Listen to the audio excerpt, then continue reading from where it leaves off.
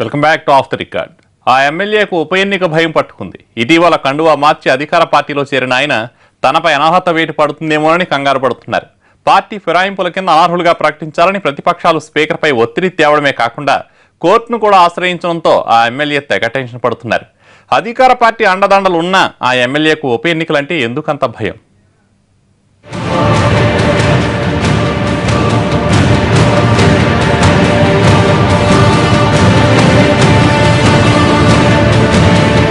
విఠల్ రెడ్డి ఆదిలాబాద్ జిల్లా ముథోల్ ఎమ్మెల్యే 2014 సార్వత్రిక ఎన్నికల్లో జిల్లాలో కాంగ్రెస్ పార్టీ నుంచి గెలిచిన ఏకైక ఎమ్మెల్యే ఈయనే. మాజీ మంత్రి గడ్డన్న కుమారుడిగా విఠల్ రెడ్డికి మంచి గుర్తింపు ఉంది. 2008 ఎన్నికల్లో పీఆర్పీ నుంచి పోటీ చేసి అప్పటి టీడీపీ అభ్యర్థి వేణుగోపాలాచారి చేతిలో స్వల్ప ఓట్ల తేడాతో ఓడిపోయారు.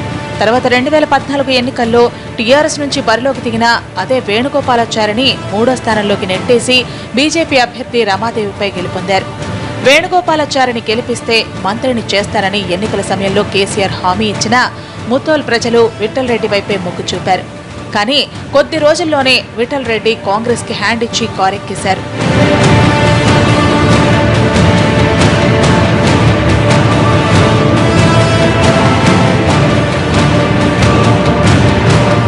పార్టీ ఫిరాయింపులపై కొద్ది రోజులుగా ప్రతిపక్షాలు హడావిడి చేస్తున్నాయి.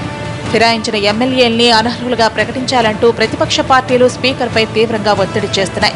టీడీపీతో పాటు కాంగ్రెస్ పార్టీ దూకుడుగానే వ్యవహరిస్తోంది. ఇటీవల ఉట్నూరులో జరిగిన బహిరంగ సభలో టీపీసీసీ అధ్యక్షుడు ఉత్తమ్ కుమార్ రెడ్డి మాట్లాడుతూ కొద్ది రోజుల్లో జిల్లాలో ఉప ఎన్నికలు వస్తాయని పార్టీ శ్రేణులతో చెప్పారు. అందరం కలిసి మన స్థానాన్ని మనం గెలిపించుకోవాలని క్యాడర్కు దిశానిర్దేశం చేశారు. ఉప ఎన్నిక వస్తే విఠల్ రెడ్డిని ఓడించాలని స్థానిక కాంగ్రెస్ నేతలు కంకణం కట్టుకున్నారట.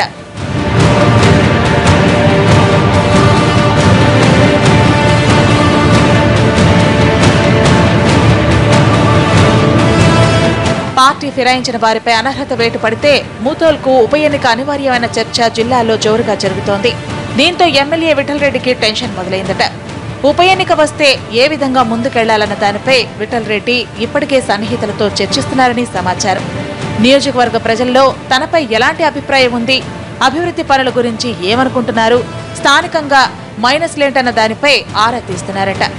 ఇవన్నీ బేరీజు వేసుకుని ముందుకెళ్లేందుకు వ్యూహాలు రచిస్తున్నారన్న గుసగుసలు వినిపిస్తున్నాయి.